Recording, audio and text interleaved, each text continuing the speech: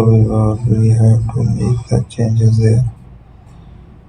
Also, we will try to make it.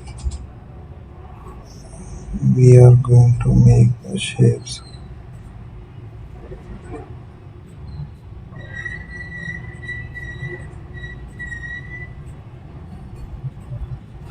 So we can make the different designs to find it. Also make a shape there using the result tool. Let's have another feature there.